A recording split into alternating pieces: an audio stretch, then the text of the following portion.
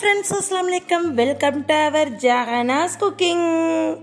நம்ம சேனல்ல இன்னைக்கு சூப்பரான டேஸ்டியான சின்னவங்கல இருந்து பெரியவங்க வரை சாப்பிடக்கூடிய ரொம்ப சத்து வாய்ந்த ஒரு ஹெல்தி ரெசிபி பத்தி தான் பார்க்க போறோங்க. அந்த காலத்துல இருந்து இந்த காலத்து வரை ட்ரெடிஷனலா பாரம்பரியமான மெத்தட்ல பாட்டிகள்ல இருந்து அம்மாக்கள்லாம் நம்மளுக்கு செஞ்சு கொடுப்பாங்க, அவங்களும் செஞ்சு சாப்பிடுவாங்க.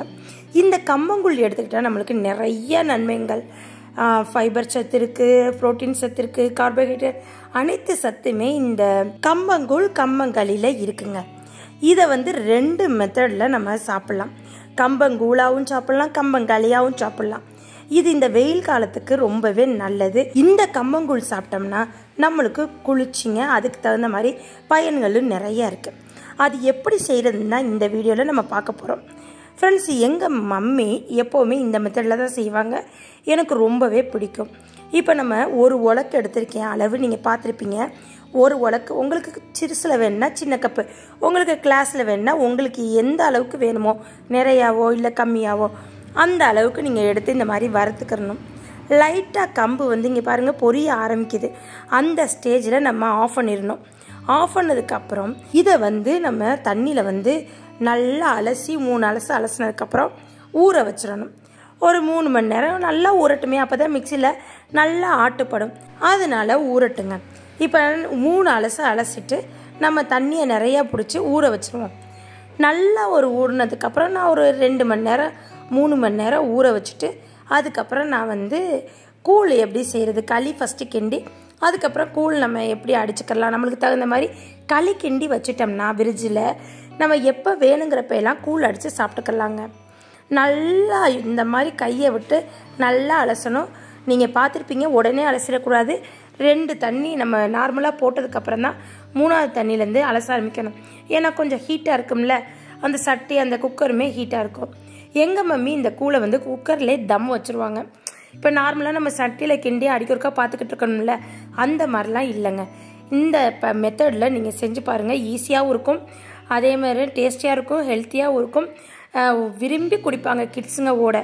பெரியவங்க நார்மலாகவே இது விரும்பி சாப்பிடுவாங்க. இப்போ வர ஜெனரேஷன் கிட்ஸுங்களுக்கெல்லாம் நீங்கள் இது இப்போலேருந்தே ஸ்டார்ட் பண்ணி கொடுத்தீங்கன்னா உங்களுக்கு நல்லது. ஃப்ரெண்ட்ஸ், இப்போ உள்ள கிட்ஸுங்களுக்கு அதிகமாக நம்மளுக்கு நார்ச்சத்து, ஃபைபர் சத்து, கார்போஹைட்ரேட் சத்து, ப்ரோட்டீன் எல்லாமே தேவைப்படுது. அப்பப்போ நம்ம பயிர் வகைகள் நெக்ஸ்ட்டு இந்த மாதிரி தானியங்கள் எடுத்துக்கிட்டோம்னா ரொம்பவே இந்த காலத்துக்கு நல்லது. எதிர்ப்பு சக்தியும் கூட, அனைத்து சத்துக்களும் இதில் கிடைக்கும். ஃப்ரெண்ட்ஸ், இப்போ நல்லா ஊறிடுச்சு. லாஸ்ட்டாக ஃபைனலாக ஒரு அலசிட்டு அது அப்படியே தண்ணி இந்த பாருங்க முத்து தண்ணியாக வந்துருச்சு. இந்த தண்ணி வந்தவுடனே இப்படி கையில் தண்ணியெல்லாம் இருத்துட்டு மிக்சியில் போட்டு அரைச்சிக்கோங்க. நல்லா அரைச்சிக்கோங்க. உங்களுக்கு ரொம்ப நல்லா ஃபைன் பேஸ்ட்டாக வரணுன்னா நல்லா அரைச்சிக்கலாம், இல்லை கொஞ்சம் நம்ம கடிச்சு சாப்பிட்றதுக்கு வேணும்னா அந்த மாதிரி அரைச்சிக்கலாம். உங்களோட பக்குவம் தான் இந்த மெத்தடு. உங்களுக்கு எந்த மெத்தடு உங்களுக்கு பிடிக்குமோ அந்த மாதிரி அரைச்சிக்கோங்க. இதில் நாங்கள் அரைக்கிறதுக்கு முன்னாடி கொஞ்சோன்னு ஒரு 1/2 கிளாஸ் தண்ணி ஊற்றி நல்லா அரைச்சி உங்களுக்கு காமிக்கிறேன் ஃப்ரெண்ட்ஸ்.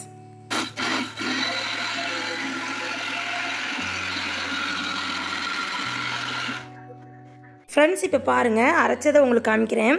இன்னும் கொஞ்சம் தண்ணி விட்டு நல்லா அரைக்கணுங்க. பாருங்கள், முக்கால்வாசி அரைச்சிருச்சு. இன்னும் ஒரு 35% அரைப்படணும். இப்போ நல்லா கொஞ்சம் தண்ணி ஊற்றி இன்னும் அரைச்சிக்குவோம். இப்போ உங்களுக்கு கிட்டக்க காமிச்சிருக்கேன், உங்களுக்கு பார்க்குறப்பே தெரியும். இன்னும் கொஞ்சம் அரைப்படணும். ஃப்ரெண்ட்ஸ் பாருங்கள், இப்போ நல்லா அரைப்பட்டுருச்சு. ஹை ஸ்பீடில் வச்சு அரை கொடுத்துக்குவோம். இப்போ ஓப்பன் பண்ணி பார்த்தா பாருங்கள், இந்த பக்குவம் நம்மளுக்கு போதுமான அளவு. இனி நம்ம அரைக்கணும் தேவையில்லை. இதே மாதிரி இன்னொரு ஷிஃப்ட் வச்சுருக்கோம்ல கொஞ்சம், அதையும் சேர்த்து இந்த பக்குவத்திலே அரைச்சிட்டு உங்களுக்கு காமிக்கிறேன் ஃப்ரெண்ட்ஸ்.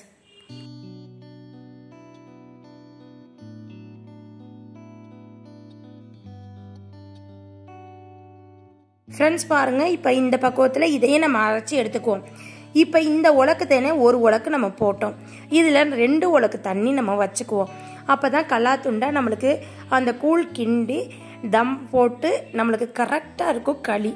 இப்போ இந்த களிக்கு நீங்கள் கருவாட்டு குழம்பு, அப்புறம் மீன் குழம்பு, அப்புறம் சிக்கன் குழம்பு வச்சு சாப்பிட்டாலும் சூப்பராக இருக்கும். நாங்கள் இன்றைக்கி நைட்டு மொச்சை குழம்பு வச்சு தான் சாப்பிட போகிறோம். நைட்டு மொச்சை குழம்பு வச்சு சாப்பிட்டதுக்கு அப்புறம்தான் மறுநாள் காலையில் கூழ் அடித்து உங்களுக்கு காமிக்க போகிறேன். அடுப்பில் பற்ற வச்சாச்சு, தண்ணி கொதிக்கட்டும், அதுக்கு மூடி போட்டு கொதிக்க வச்சாச்சு. இதுக்கிடையில நம்ம இன்னொரு ஸ்டெப்டையும் நல்லா ஃபைன் பேஸ்ட்டாக அரைச்சிட்டு நம்ம ஏற்கனவே வச்சுருக்கோம்ல அதையும் சேர்த்து ஒன்றா சேர்த்துட்டு நம்ம ஒன்றா கொட்டி வச்சுக்குவோம்.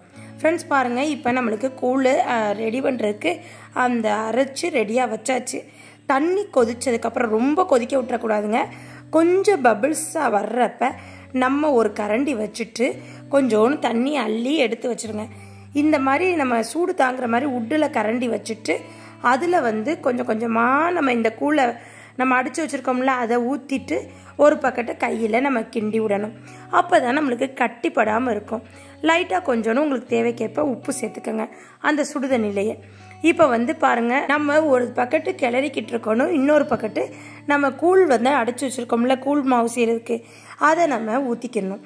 இந்த மாதிரி பக்குவத்தில் பண்ணால் தான் பாருங்கள் உங்களுக்கு பார்க்குறப்பே தெரியும் கொஞ்சம் கூட கட்டிப்படாமல் நல்ல பக்குவத்தில் நம்மளுக்கு கம்மங்கூழ் ரெடியாக போகுது. இப்போ கொஞ்சோன்னு அந்த மிக்சியில் லைட்டாக தண்ணி ஊற்றி ஒரு அலசி அதில் ஊற்றிக்குவோம்.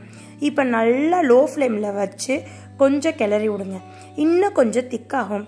நல்லா இதே மாதிரி ரெடி ஆனதுக்கப்புறம் ஒரு 5லேருந்து ஒரு 6 நிமிஷத்துக்கு அப்புறம் நீங்கள் லோ ஃப்ளேமில் குறைச்சிட்டு லைட்டாக இதை வந்து விசிலில் மூடி போட்டு வச்சுருங்க.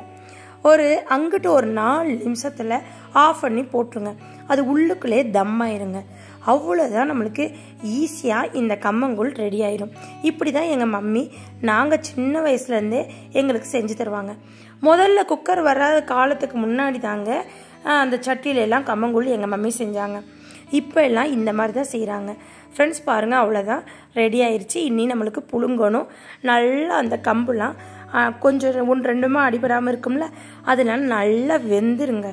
வெந்து அப்படியே இந்த கூழ் கிண்டுறப்ப எனக்கு அந்த நம்ம வறுத்துட்டு தானே நம்ம அரைச்சோம் அந்த மனமே நல்ல ஒரு ஃப்ளேவரும் மனமும் கொடுக்குது. அது மாதிரி டேஸ்ட்டுமே சூப்பராக இருக்கும். ஃப்ரெண்ட்ஸ் இப்போ பார்த்துருப்பீங்க 3லேருந்து 4 நிமிஷம் தான் எங்கள் மம்மி நல்லா கிளறினாங்க. கிளறினதுக்கப்புறம் லோ ஃப்ளேமில் வச்சுட்டு இந்த மாதிரி ஒரு மூடி போட்டு பாருங்கள், இப்படி மூடி போட்டு அதை மூடி வச்சிடறாங்க. 3லேருந்து 4 நிமிஷத்தில் லோ ஃப்ளேமில் கொஞ்சம் தம்மானதுக்கப்புறம் ஆஃப் பண்ணி போட்டுறாங்க. ஃபுல்லாக விசில் அடங்கினதுக்கப்புறம் தான் நம்ம ஓப்பன் பண்ணி பார்க்கணும். இப்போ லோ ஃப்ளேமில் வச்சு நம்ம சிம்மில் வச்சு வேக வச்சாச்சு. 4 நிமிஷம் ஆனதுக்கப்புறம் ஆஃப் பண்ணிட்டேன். இப்போ விசில் அடங்கினதுக்கப்புறம் உங்களுக்கு ஓப்பன் பண்ணி காமிக்கிறேன். நல்ல ஒரு அந்த ஃப்ளேவர் மணக்க கம்மங்களி ரெடி ஆயிடுச்சுங்க. ஃப்ரெண்ட்ஸ், இது வந்து செம்ம டேஸ்ட்டாக இருக்கும். நான் திருப்பி சொல்கிறேன், கருவாட்டு குழம்புக்காக இருக்கட்டும், கறி குழம்புக்காக இருக்கட்டும், நெக்ஸ்ட்டு தாலி கறியானம்னு சொல்லுவாங்க அந்த குழம்புக்காக இருக்கட்டும், இல்லை மொச்சை போட்டு நம்மளுக்கு புளி குழம்புக்காக இருக்கட்டும், அந்த களியை எடுத்து நல்லா டிப் பண்ணி சாப்பிட்டா செம்ம டேஸ்ட்டாக இருக்குங்க. நாங்கள் எங்கள் மம்மி எப்போவுமே நாங்கள் புளிக்குழம்பு மீன் குழம்பு இந்த மாதிரி வச்சோம்னா இந்த மாதிரி செஞ்சு கொடுத்துருவாங்க. இந்த களி மட்டும் இல்லைங்க, கம்பங்களி கேப்பக்களி எல்லாமே இந்த மெத்தடில் தான் செய்வாங்க. கேப்பக்களியும் அந்த குழம்புக்கெல்லாம் வச்சு சாப்பிட்டா டேஸ்ட்டாக இருக்கும். எங்கள் நன்னா வந்து தோப்புலேருந்து காய்ச்ச ஒரு மாங்காய் கொடுத்தாங்க. அதை எங்கள் மம்மி நல்லா தோலையெல்லாம் மேலே சீவிட்டு எங்களுக்கு நறுக்கி பீஸ் போட்டு கொடுத்தாங்க. ஃப்ரெண்ட்ஸ், சாப்பிட்றதுக்கு செம்ம டேஸ்ட்டாக இருந்துச்சு. ஒரு மாங்காய் தான் கொடுத்தாங்க. இந்த மாங்காய் பேர் எனக்கு அவ்வளோ தெரியலை. இந்த மாம்பழம் செம்ம டேஸ்ட்டாக இருந்துச்சு, சூப்பராக இருந்துச்சு. அதுவும் அந்த களிக்கும் அந்த குழம்புக்கும் இந்த மாம்பழத்தை தொட்டு சாப்பிட்றப்ப அப்படி ஒரு டேஸ்ட்டுங்க.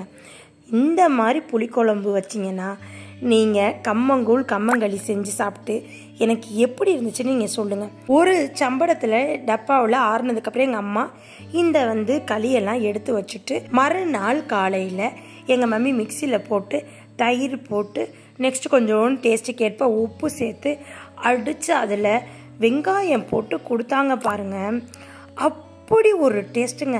அந்த சின்ன வெங்காயத்தை கடிக்கிறப்ப அந்த களியோடு அந்த தயிர் களியோடு போட்டு சின்ன வெங்காயத்தை கடிக்கிறப்ப செம்ம டேஸ்ட்டாக இருந்துச்சுங்க. ரசித்து சாப்பிட்டோம். இதே மாதிரி நீங்களே வீட்டில் செஞ்சு சாப்பிட்டு பார்த்துட்டு எனக்கு கமெண்ட் செக்ஷனில் சொல்லுங்கள். ஃப்ரெண்ட்ஸ், லைக் பண்ணுங்கள், ஷேர் பண்ணுங்கள், கமெண்ட் பண்ணுங்கள், மறக்காமல் சப்ஸ்கிரைப் பண்ணிடுங்க. ஃப்ரெண்ட்ஸ், பக்கத்தில் உள்ள பெல் ஐக்கானை கிளிக் பண்ணிங்கன்னா தான் நான் போடுற புது ரெசிபி புது விளாக் உங்களை வந்து சேரும். இதே போல் நெக்ஸ்ட் ஒரு அருமையான விளாகில் உங்களை வந்து சந்திக்கிற வரை எனக்காண்டி வெயிட் பண்ணுங்கள். நெக்ஸ்ட் வீடியோவில் பார்ப்போம். தேங்க்யூ மக்களே. அஸ்ஸலாமு அலைக்கும். பாய் பாய்.